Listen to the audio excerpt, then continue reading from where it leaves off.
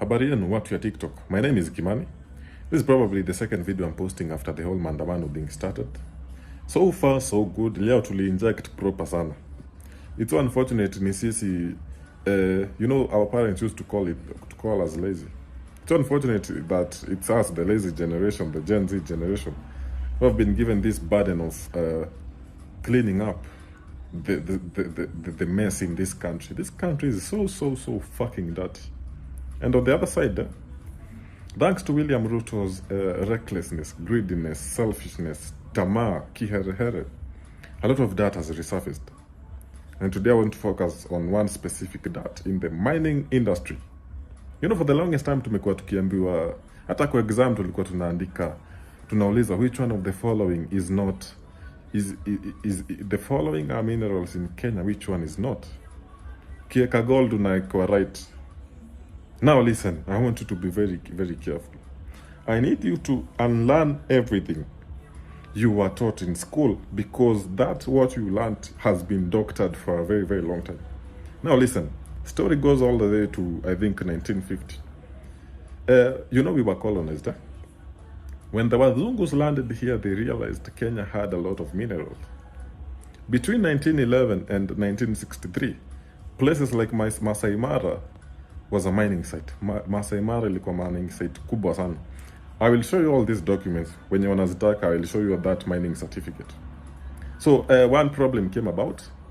Hitler, Britain was fighting on the front line, and also the Kenyans, Mau Mau, were demanding the British to leave.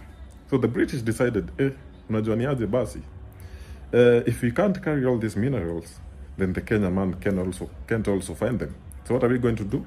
They come up with a plan called hii wenye mnasikianga wazungu wakiita national reserves and animal protection and bullshit.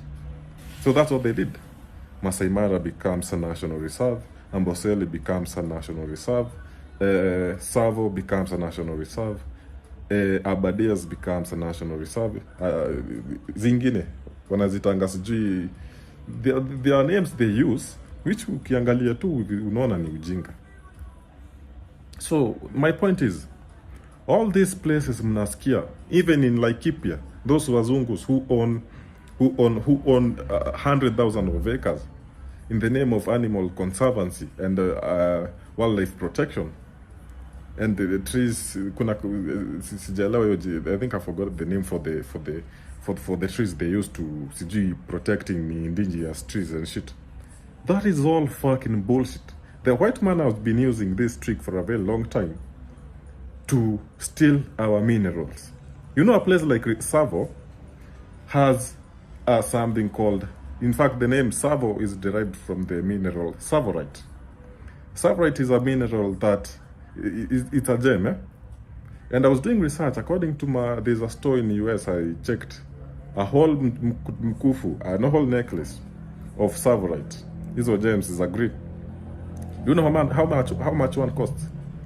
It costs $115,000 US. That's like 12.8 million Kenya shillings. Moja tu ziko huko Savo. Masai Mara, katikati ya Masai Mara, and if I am lying, may Charles Darwin anipige radi yake ya Mungu, I'm not lying. Masai Mara katikati yake, I have received very crucial information that there are still gold mines in Masai Mara. Najua nacheza na YouTube moto because nacheza na hustle za wengine. These people are actually dangerous. But mazi inafikanga time unaona sasa hii Kenya nini itafanya? Huyu jamaa anatuambia tuende majuu tukakwe mambochi. Yet we have all these mineral resources here. So after that, today sitaki kwanza na Masai Mara, sitaki kwanza na National Reserve. I want to focus on one. I will be focusing on two minerals and places per video. Today I want to talk about somewhere called Nyatike in Migori. Nyatike iko na gold mob sana. In fact, I was being told Nyatike, Migori alone produces about 30 kilograms of gold per day. Now, wacha nikufanyia hesabu.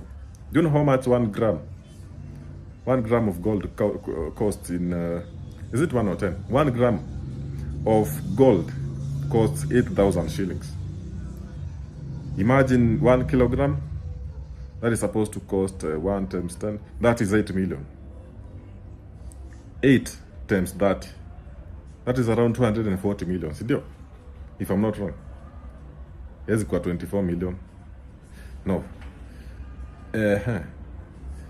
Is it 24 million or 240 million? Please do the math. But that's a lot of money. That's just Migori.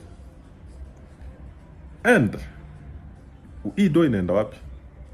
Hata juzi mliona, in fact, there was some Chinese guys who are doing, who are constructing a road in Migori. And all of a sudden they noticed, fucking hell, isn't their stones literally shining here? And then they throw up propaganda, wakasema hizo ilikuwa gold, sijui ilikuwa copper and shit. That was gold. I want you guys to know that was gold. And also juzi, there was a lorry that ilianguka somewhere, carrying sodium cyanide. Unajua sodium cyanide ni nini? Please go and check this story. Kuna lorry ilianguka na ilikuwa na chemicals. The funny thing is, hizi chemicals, it's a very, very dangerous chemical, but iko imeandikwa dangerous. Where was it going? It was going to Migori. Migori in Nyatike in Migori. A very huge gold mine. Hii story nimekuwa niki-expose, but I want to make a list of all these places.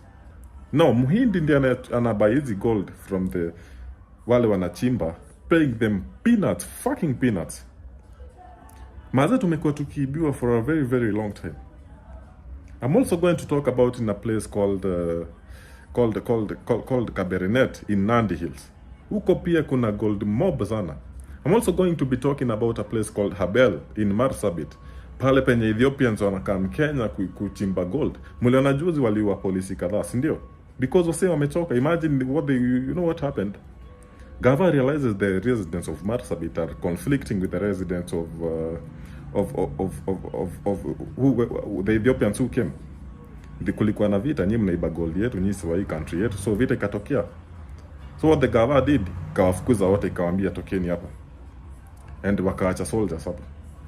I will show you a photo. Kindiki was there. Hawa sema wanapigania nini? Hii gold. Fukuzeni wao. Few days later, residents wanaona excavators zinakuja huko. Hapo ndio walitoka moto. They ambushed our soldiers. Unfortunately, I think 2 soldiers died. Waliingia huko na magunia, wamekuja kuchukua hizi mawe. Na ukiona wase wanaingia huko na gunia, ina mean hii gold iko so, yani ni kitu au chimbi ndani sana. It's so above ground. I mean, tumekuwa tukiibiwa sana. That is a bell in Marsabit. I'm also going to be talking about the mineral called niobium. Niobium ni ule msi alikuwa anaitwa Jacob Juma alipigania. You know, there was a time, in fact, ukienda on my side kwa repost, there's a video I've reposted of how Najib Balala, the former CS for environment, and the businessman Jacob Juma have been fighting. Ile mineral, when Kotek, a Canadian company, came, wakapiga estimation yao, ile mineral ilikuwa in amount to 100 billion USD. That's like 12.8 trillion, bro. But here's the catch. When Jacob Juma did his own research, na akajiwekea kuambia mtu, that niobium in Kwale County, Mrima Hills, was worth about 250 billion. So that's like triple, 12.8 trillion times 2, that's 16.2 something, trillions. Hii ndio yote inaenda wapi? Maze wa Kenya tumekuwa tukiibiwa sana. I'm also going to talk about the coal in Kitui. You know, coal is basically petroleum imekauka. Jana, there was a madam, pale archives, she was walking around with a banner imeandikwa crude oil in Machakos. Hakuwa chizi. I want you guys to start asking this question. I'm also going to talk about a mineral called coltan. Coltan is found it has been discovered in this place called Embu, where this guy called Johnston Muthama has bought a very, very, very huge land.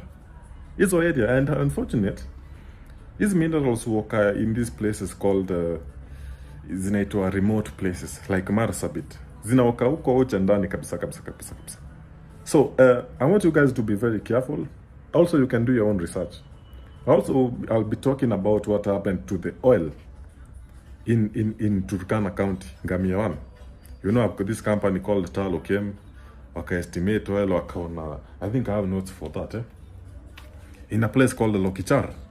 Wakachimba, and they wakapata oil ilikuwa in amount to about not to amount, in barrels, hiyo oil walipata hapa, it was amounting to about 1.3 billion barrels. Barrels, si pesa, barrels. What happened? I think these are the questions I will be answering from now on. Mi nafanya research. I know I'm playing with very hot soup, but maze mi niko ready. Leo nimepigotia gas, meona vile macho ni red. But this is our nation. Lazima tuendelee kufinya. And I was thinking hata next time tunafaa kupatana na Israel. The next place we are occupying should be the United States Embassy. Gigiri, here we come. Viva.